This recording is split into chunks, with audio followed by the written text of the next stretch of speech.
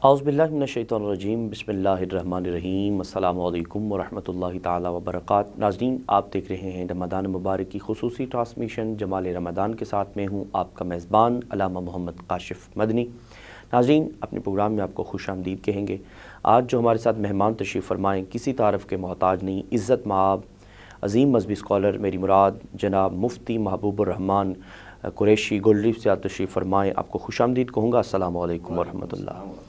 आपके साथ करीम आका सल्लल्लाहु अलैहि वसल्लम की खूबसूरत नात पढ़ने वाले साहबजादा फैज़ान हुसैन हारूनी साहब तशरीफ़ फरमाएँ। खुशामदीद। अस्सलामु अलैकुम वरहमतुल्लाह। दोनों मेहमानों का बहुत शुक्रिया, आप अपनी गुनगु मुस्तफ़िया से वक्त निकाल कर तशरीफ़ लाए। अल्लाह करीम आपको दारीन के साथ नसीब फरमाए। क़िबला अल्लामा साहब, आज का जो हमारा मौजू ज़ेर बहस रहेगा वो चूँकि रमज़ान मुबारक इख्तिताम पज़ीर है, आखिरी लम्हात के अंदर है।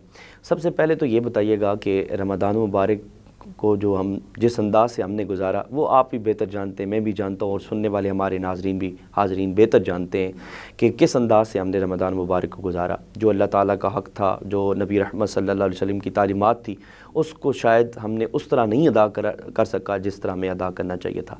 लेकिन फिर भी करीम आका सल्लल्लाहु अलैहि वसल्लम का इरशाद गिरामी है, फरमाया जिसने पहले अशरे, दूसरे अशरे, तीसरे अशरे में शायद अल्लाह के रब्बुल इज़्ज़त की वो कुर्बतियाँ हासिल ना कर सकी जो उसको करनी चाहिए थी, लेकिन आखिरी लम्हात में वो अल्लाह को राज़ी कर ले, इंशाअल्लाह रब उससे राज़ी हो जाएगा और रब उसे अपनी कुर्बत दे देगा। लेकिन हमारा अलमिया बड़ा सख्त ये है कि हम आखिरी लम्हात को बाज़ारों में गुजारते हैं, आखिरी लम्हात को जनाब वो चौक चौराहों में गुजारते हैं और आखिरी लम्हात को बिल्कुल फ़ाशत के अंदर, बदफ़ैली के अंदर ग़ीबत करते हुए इस अंदाज़ से हमारा गुज़र बसर होता है। जो लम्हात शायद हमें उजरत मिलने के थे, जो लम्हात अल्लाह के करीब होने के थे और जिन लम्हात में हमने रब को राज़ी करना था, वो लम्हात हम ज़ाया कर देते हैं। इस हवाले से ज़रूर मैसेज कन्वे कीजिए। बिस्मिल्लाह। बिस्मिल्लाहि वल्हम्दुलिल्लाहि वस्सलातु वस्सलामु अला रसूलिल्लाह।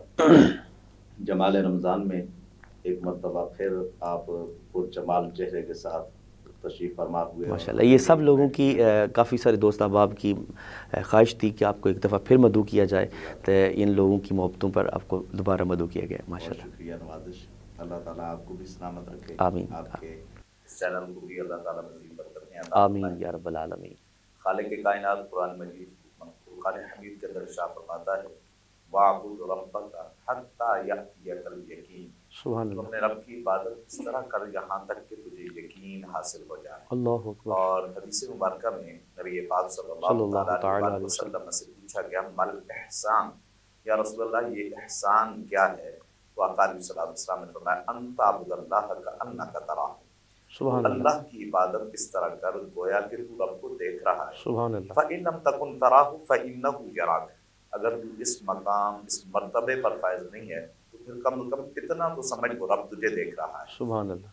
तो अब आपका जो सवाल है कि माह रमज़ान मुबारक के अंदर जो आदमी इबादत करता है या उस तरीके से इबादत नहीं कर सकता और फिर आखिरी जो अय्याम आते हैं खुसूसन इनको गफलत में गुजार दिया जाता है, बाज़ारों में गुजार दिया जाता है, गली मोहल्लों में चौराहों में फिरते हुए दोस्त अहबाब के साथ सैर सपाटों में गुजार दिया जाता है। तो नबी पाक सल्लल्लाहु अलैहि वसल्लम का एक और फरमान आलिशान भी है। हुज़ूर अलैहिस्सलातु वस्सलाम ने फरमाया कि जब माह रमज़ान मुबारक की आखिरी रात आती है तो अल्लाह ताला बंदों की गुनाहों की बख्शे फरमा देता है। हुज़ूर अलैहिस्सलातु वस्सलाम से पूछा कि या रसूलल्लाह अहिया लैलतुल क़द्र, क्या ये लैलतुल क़द्र की रात है? उन्होंने फरमाया नहीं, ये तो चांद रात है। वो रात है कि जिस रात के अंदर अल्लाह के फरिश्ते हाजिर होते हैं और वो बंदों के आमाल को देख रहे होते हैं। इसको लैलतुल जायज़ा भी कहा जाता है और फरिश्ते वो आमाल देख रहे होते हैं और वो रब की बारगाह में पेश कर रहे होते हैं। रब जानने के बावजूद फरिश्तों से सवाल करता है उनको किस हाल में पाया।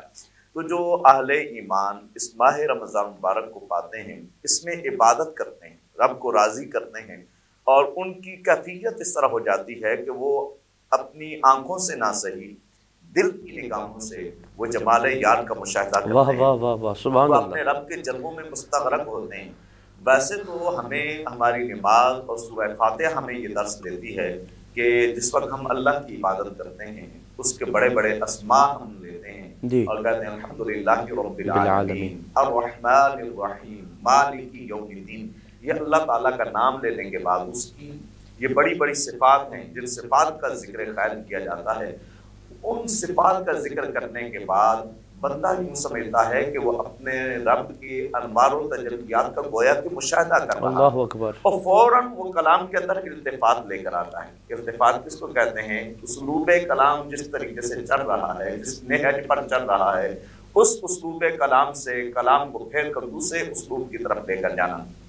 اب کسی کا جب ذکر خیر ہو اور اس کا ذکر ہو رہا ہو اور وہ ذکر ہو نام کے ساتھ، صفات کے ساتھ، تو یہ کلام کی ایک قسم ہے۔ جب غیب میں کسی کا کلام کیا جائے، مثال کے طور پر آپ میرے سامنے موجود نہ ہوں اور میں ذکر کر رہا ہوں کسی کے ساتھ، تو میں یہ کہوں کہ علامہ کاشف صاحب نے یہ کہا ہے، تو آپ کے نام کے ساتھ۔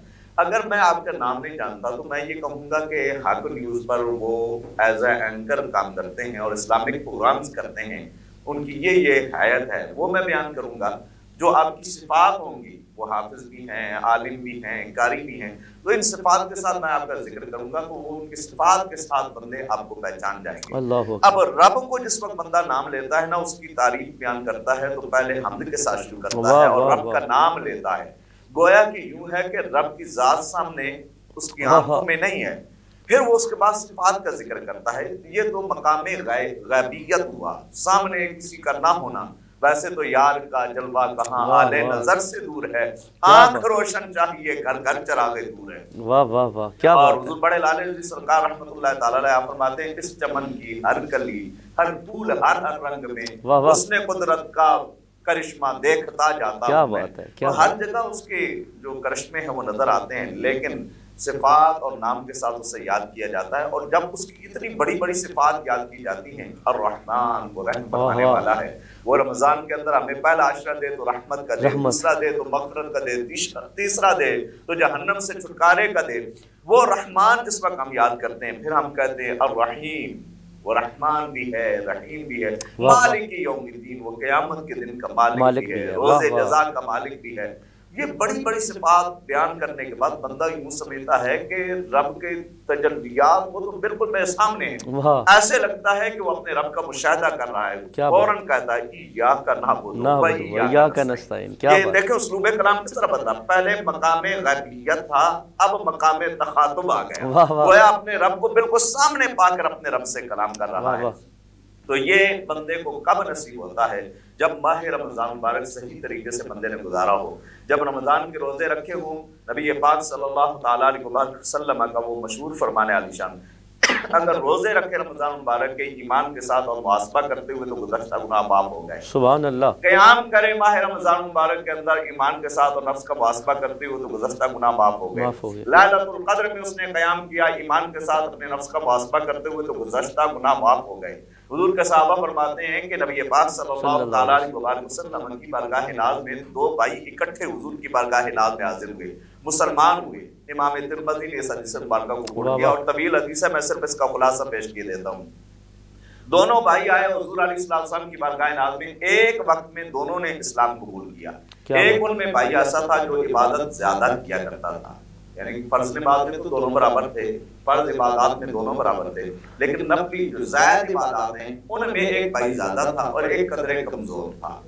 حضور کا صحابی کو چھوڑ نہیں سکتا، قدرے کمزور ہو سکتا ہے، تو ایک جو ہے وہ زیادہ عبادت گزار، ایک قدرے کمزور تھا۔ اب جس وقت جو زیادہ عبادت گزار تھا اسے اللہ رب العزت مقام شہادت سے سرفراز فرماتا ہے، وہ شہید ہو جاتا ہے۔ پھر ایک سال گزرتا ہے تو سال کے بعد اس کے دوسرے بھائی کا بھی وصال ہو جاتا ہے۔ صحابی جب خواب کے اندر دیکھتے ہیں تو صحابہ کبار کے ساتھ گفتگو کرتے ہیں کہ میں نے خواب کے اندر دیکھا، وہ جو بعد میں فوت ہوا اسے رضوان نے جنت کے دروازے سے اسے پہلے بلایا ہے کہ آؤ جنت میں داخل ہو۔ سبحان اللہ، کیا بات۔ پھر بعد میں کافی دیر میں انتظار کرتا رہا، یہاں تک کہ وہ جو شہید ہوا تھا اس کا دوسرا بھائی، اس کو بعد میں جنت میں بلایا گیا۔ جب یہ صحابہ کبار آپس میں گفتگو کر رہے تھے تو نبی پاک صلی اللہ علیہ وسلم نے ان کی گفتگو سنی اور آقا علیہ السلام نے فرمایا کہ تم اس بات پہ تعجب کر رہے ہو، وہ جو شہید تھا اسے پہلے جنت میں جانا چاہیے تھا اور دوسرا جو سال بعد ہو رہا ہے اسے بعد میں جنت میں جانا چاہیے تھا۔ تو صحابہ نے عرض کی ہاں یا رسول اللہ، ہونا تو ایسے ہی چاہیے تھا، وہ شہادت کا درجہ پا چکا تھا۔ تو حضور علیہ السلام نے فرمایا یہ جو بعد میں گیا ہے کیا اس نے ایک سال زندگی کا زیادہ نہیں پایا؟ اللہ اکبر۔ نبی پاک صلی اللہ تعالیٰ علیہ وسلم کا ایک اور فرمان ہے عالیشان ہے، حضور فرماتے ہیں تم میں سے بہترین آدمی وہ ہے جس کی عمر زیادہ ہو اور اس کے اعمال اچھے ہوں۔ یہاں حضور علیہ السلام فرماتے ہیں کہ کیا اس نے 1 سال زندگی کا زیادہ نہیں پایا؟ صحابہ اکبار عرض کرتے ہیں ہاں یا رسول اللہ 1 سال اس نے زندگی کا زیادہ پایا ہے۔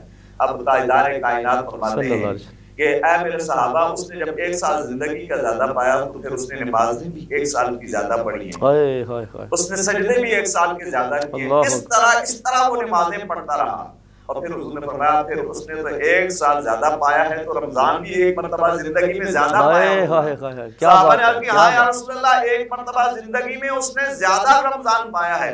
حضور علیہ السلام فرماتے ہیں اس 1 رمضان کی برکت سے اللہ نے اسے شہید پر، جو شہادت پانے والا ہے اس شہید پر بھی اللہ رب العزت نے اسے مقام اور خوبی سبحان اللہ سبحان اللہ۔ تو جو اس ماہ رمضان مبارک کے اندر عبادت کرتے ہیں، رب کو راضی کرتے ہیں، اور وہ اس ماہ رمضان مبارک کے آخری لمحات کو خصوصاً غنیمت جانتے ہوئے جو اس میں غلطیاں کوتاہیاں ہو جاتی ہیں اس پر تأسف کرتے ہیں، افسوس کرتے ہیں، تو خالق کائنات ان کی لغزشوں کو معاف فرما کے اس رمضان کی برکت سے ان کے درجات کو بلند سبحان اللہ سبحان اللہ۔ حضور کیا خوبصورت آپ نے جواب ارشاد فرمایا۔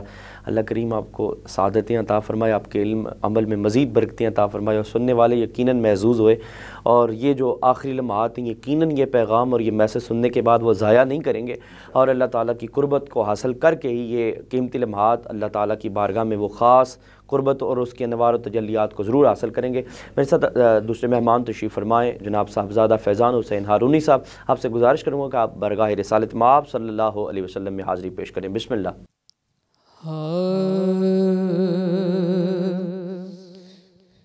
مدینے سے بلاوا رہا ہے،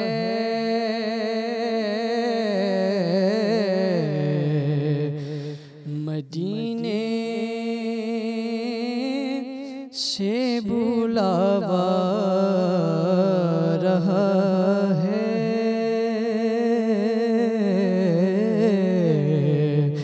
میرا دل مجھ سے پہلے جا رہا ہے،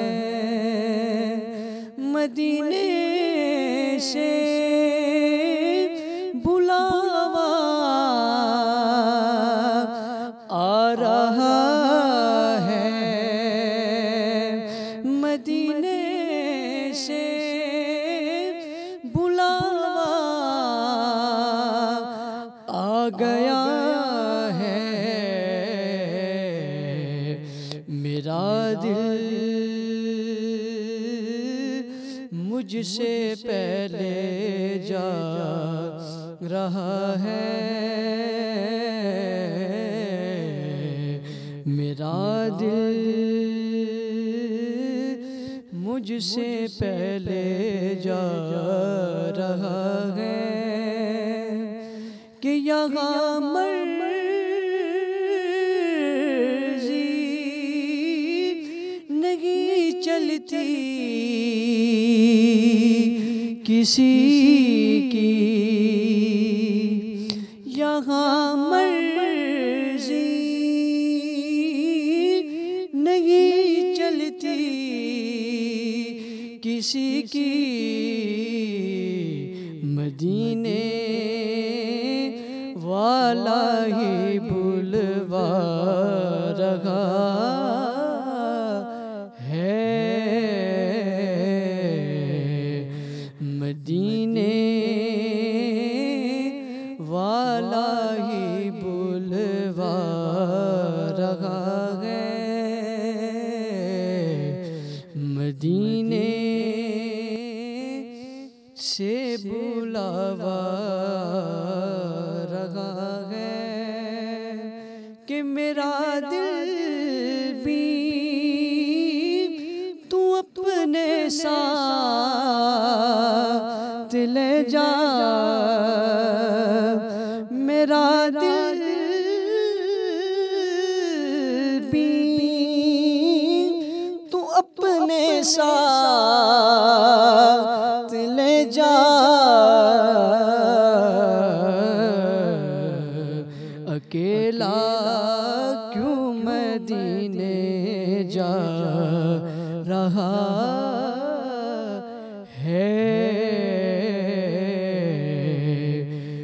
اکیلا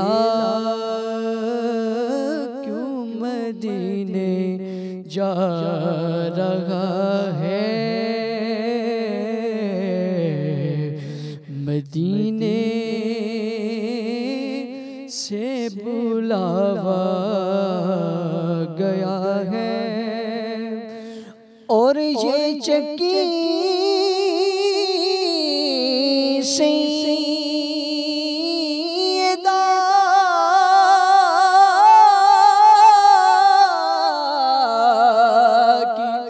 چل رہی ہے، یہ چکی سیدہ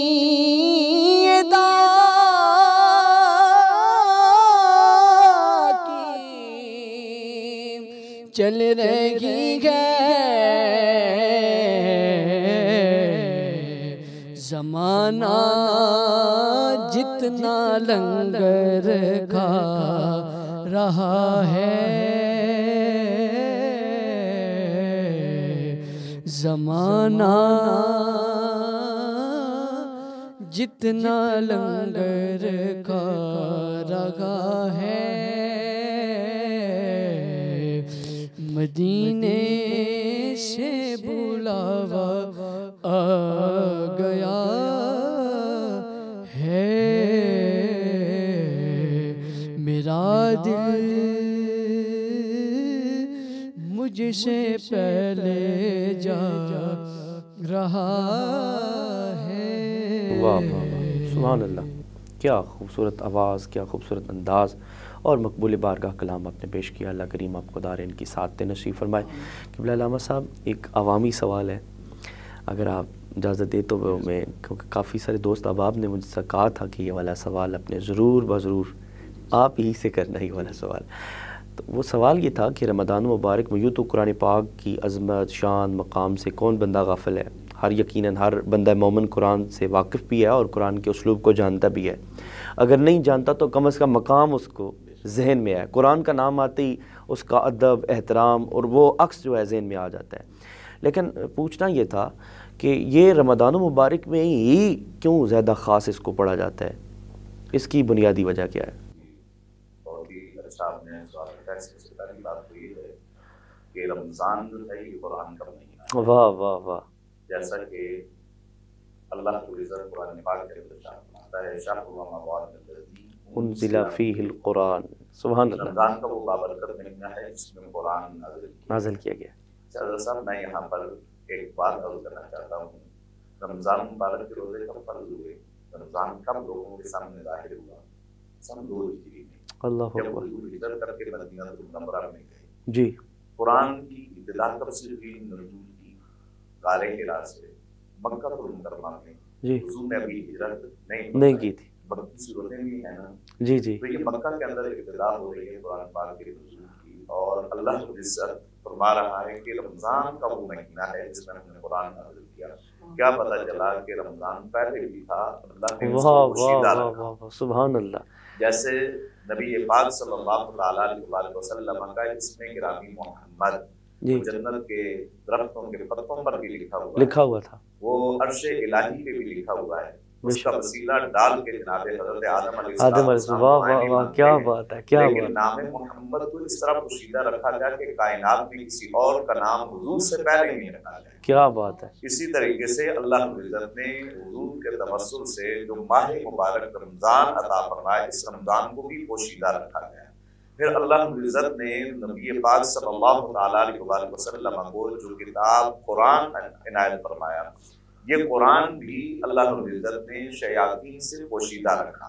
اللہ اکبر، تو اب اللہ رب العزت نے اس ماہ مبارک کے ساتھ جب اس کا تعلق کر دیا، اور خصوصاً لیلۃ القدر کی راتیں جو اس آخری عشرے کے اندر ہمیں نصیب ہوئی، جی، اور ایک رات رہتی ہے وہ بھی ہمیں نصیب ہوگی، ہونے والی ہے تو اس میں خالق کائنات کا فرماتا ہے اِنَّا أَنزَلْنَاهُ فِي فی لَيْلَةِ لیلۃ الْقَدْر، ہم نے اس قرآن کو کب نازل کیا؟ لیلۃ لیلۃ القدر القدر کی کے بابرکت رات کے اندر نازل کیا۔ تو اس کا قرآن کا تعلق رمضان مبارک کے ساتھ نزول کے اعتبار سے بھی بڑا گہرا ہے، واہ اور واہ، دوسرا یہ ہے کہ ماہ رمضان مبارک کے اندر جبریل امین نبی پاک صلی اللہ تعالیٰ علیہ وسلم کے ساتھ شعبان اور رمضان کے ان 2 مہینوں کے اندر دور کیا کرتے تھے، اور شعبان کے مہینے کو دور کا مہینہ بھی کہا جاتا ہے۔ اور یہ رمضان مبارک جو ہے اس کے اندر قرآن پاک کو زیادہ سے زیادہ سنا جاتا ہے، سنایا جاتا ہے مختلف جگہ پر۔ آپ دیکھتے ہیں مساجد میں اب تو عمومی طور پر مساجد کے اندر باقاعدہ طور پہ اہتمام کیا جاتا ہے کہ حافظ قرآن ہو، خوبصورت پڑھنے والا ہو اور رب کا کلام کو سنائے۔ نبی پاک صلی اللہ تعالیٰ علیہ وآلہ وسلم کا فرمانے عالی شان سنیے، حضور فرماتے ہیں من استمع آیۃ من کتاب اللہ، جو آدمی اللہ کی کتاب میں سے ایک آیت سن لے، اللہ من استمع آیۃ من کتاب اللہ، ایک آیت اگر وہ اللہ تعالیٰ کی کتاب میں سے سن لے، فَلَهُ حَسَنَةٌ يُضَاعِفُ، اللہ اس کی نیکیوں میں 2 گنا اضافہ فرمائے گا۔ سبحان اللہ، سبحان اللہ۔ یعنی کہ وہ ایک آیت سنتا ہے، اس کی زندگی میں جتنی اس نے نیکیاں کی ہوئی ہیں اس کی نیکیوں میں کتنا اضافہ ہو جاتا ہے؟ 2 راہ اضافہ ہو جاتا ہے۔ اس کا یہ بھی مطلب ہے کہ اللہ عزت رمضان مبارک میں یا غیر رمضان میں جب بھی قرآن سنا جائے تو 2 اجر بھی عنایت فرماتا ہے۔ تو اب جو آدمی ایک آیت سنے، وہ چاہے گھر میں بیٹھا ہوا اس نے ٹیلی ویژن آن کیا، چاہے ریڈیو پہ اس نے سنا، چاہے موبائل کے ذریعے سے اس نے اللہ تعالیٰ کے کلام کی ایک آیت سنی، چاہے وہ مسجد میں امام کے پیچھے کھڑا ہو گیا اس نے ایک آیت سنی، اللہ اسے یہ اجر و ثواب عطا فرما رہا ہے۔ اور جس نے پورے اس ماہ رمضان مبارک کے اندر راتوں کو قیام کرتے ہوئے جب اللہ کی لاریب کلام کی آیات بینات سنی ہوں گی تو اللہ عزت نے اس کو کتنا زیادہ اجر عطا فرمایا ہوگا۔ اور جو پڑھنے والا ہے، جو قاری ہے، چاہے وہ گھر میں بیٹھ کر پڑھے، قرآن پاک کو کھول کے پڑھے، زبانی پڑھے، وہ نماز میں پڑھے، تراویح میں سنائے، چاہے وہ دور کرنے والے دونوں قرائے الزام ہوں، جب وہ قرآن پڑھتے ہیں تو نبی پاک صلی اللہ تعالیٰ علیہ وآلہ وسلم کا فرمانے عالی شان ہے، من قرأ آیۃ، جو آدمی ایک آیت قرآن پاک کی پڑھے، فَلَهُ نُورٌ يَوْمَ الْقِيَامَةِ، اللہ اس شخص کو قیامت والے دن نور عطا فرمائے گا۔ سبحان اللہ، سبحان اللہ۔ اللہ اس شخص کو قیامت والے دن کیا عطا فرمائے گا؟ نور عطا فرمائے گا۔ حضور سیدی نصیر ملت بھی سید نصیر الدین نصیر گیلانی علیہ رحمہ آپ بولے، آپ فرماتے ہیں نور آنکھوں میں تو چہروں پہ اجالے ہوں گے، مصطفیٰ بالوں کے انداز نرالے ہوں گے، اور امتی وہ ہیں جنہیں ان کی شفاعت پہ یقین، وہ جو منکر ہیں جہنم کے حوالے ہوں گے۔ اللہ عزت نے اپنے پیارے محبوب کو قرآن اس ماہ رمضان مبارک کے اندر عنایت فرمایا۔ اور ایک اور مقام پر حضور سیدی نصیر ملت آپ فرماتے ہیں، شان ابو القاسم کو دیکھو رب جہان دنیا میں، شان ابو القاسم کو دیکھو، یہ حضور کی کنیت ہے ابو القاسم، شان ابو القاسم کو دیکھو رب جہان دنیا میں، پہلے قرآن والا بھیجا پھر نازل قرآن کیا۔ اب اللہ عزت نے قرآن نازل کر کے امت محمدیہ کو بخشش کا سامان دیا ہے۔ بے شک ایک حضور علیہ السلام کا فرمانے عالی شان ہے، الصیام والقرآن یشفعان للعبد، سبحان اللہ۔ دیکھیں کتنا گہرا تعلق ہے رمضان اور قرآن کا۔ ہمارے روزے اور قرآن یہ دونوں بندہ مومن کی شفاعت کریں گے۔ العبد کے اوپر جو الف لام ہے یہ عہد کا ہے، عام عبد نہیں، خاص عبد مومن ہے۔ روزہ بھی اور قرآن بھی۔ روزہ کون سے عبد کی سفارش کرے گا؟ جو روزہ رکھنے والا ہوگا، روزہ دار ہوگا، بندہ مومن ہوگا۔ اور قرآن کس عبد کی شفاعت کرے گا؟ جو قرآن پڑھنے والا ہوگا، قرآن سننے والا ہوگا، قرآن پر عمل کرنے والا ہوگا، قرآن سے پیار کرنے والا ہوگا۔ ہمارا قرآن اور یہ رمضان روزے یہ دونوں بندہ مومن کی شفاعت کریں گے۔ قرآن عرض کرے گا کہ مولا دن میں میں نے اس کو، رات کی تاریکیوں میں میں نے اس کو سونے سے روکے رکھا، بستر سے دور رکھا، فشفینی فیہ، میری شفاعت اس کے حق میں قبول فرما۔ روزہ کرے گا مولا میں نے اس کو دن میں کھانے سے، پینے سے، خواہشات نفسانی سے روکے رکھا، مولا میری شفاعت اس کے حق میں قبول فرما۔ اب ہوگا کیا؟ حضور فرماتے ہیں جب روزہ اور قرآن دونوں شفاعت کریں گے نا، فیشفعان، رب ان دونوں کی شفاعت کو قبول فرمائے گا۔ سبحان اللہ۔ تو یہ رمضان اور قرآن کا اتنا گہرا تعلق ہے آپس میں، اور جو آدمی قرآن کے ساتھ تعلق اپنا گہرا کر لے، حضور علیہ السلام کا فرمانے عالی شان ہے کہ قیامت والے دن اللہ عزت فرمائے گا کہ میرے جو اہل ہیں وہ کہاں ہیں، میرے اہل کہاں ہیں؟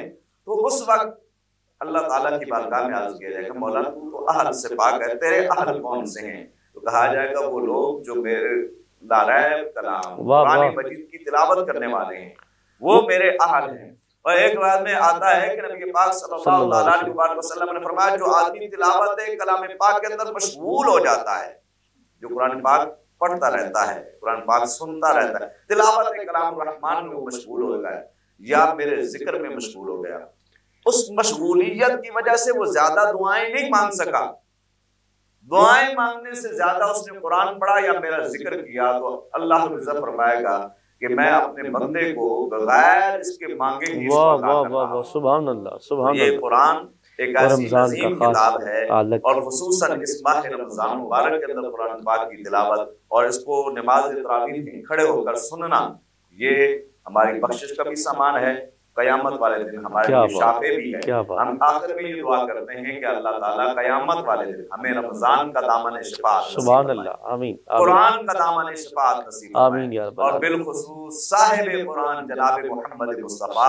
صلی اللہ تعالیٰ علیہ وسلم کا دامن شفاعت نصیب فرمائے، اور جب ہمیں یہ دامن شفاعت مل جائے تو پھر ہم یہ کہہ سکیں نصیر ان کے سوا کون ہے رسول ایسا، واہ واہ، نصیر ان کے سوا کون ہے رسول ایسا، جو بخشوانے کو آئے تو بخشوا کے چلے، غلام حشر میں جب سید الورا کے چلے، کیا بوائے حمد کے سائے میں سر اٹھا کے چلیں۔ کیا بات ہے حضور، کیا بات ہے، سلامت رہیں آپ، اللہ کریم آپ کو سلامت رکھے اور آپ کا سایہ اہل سنت کے سرو پر تا دیر قائم اور دائم رکھے، یوں ہی آپ دین متین کی خدمت کرتے رہیں اور ہزاروں لوگ آپ سے مستفید ہوتے رہیں۔ اللہ کریم آپ سے یہ دین کی خدمات کو مزید برکتیں بھی عطا کرے اور مزید دین کی خدمات آپ سے لے تاکہ لوگ اس سے استفادہ حاصل کر سکیں۔ ناظرین، ہمارے پروگرام کا وقت اختتام پذیر ہوا، میں اپنے مہمانوں کا ایک دفعہ پھر شکریہ ادا کرنا چاہوں گا کہ آپ اپنی گناہ و مصروفیات سے وقت نکال کر تشریف لائے۔ اللہ کریم آپ کو دارین کی سعادتیں نصیب فرمائے۔ انشاءاللہ عز و جل نئے مہمانوں کے ساتھ پھر آپ لوگوں کے سامنے حاضر ہوں گے، تب تک کے لیے اجازت دیجیے۔ السلام علیکم ورحمۃ اللہ تعالی وبرکاتہ۔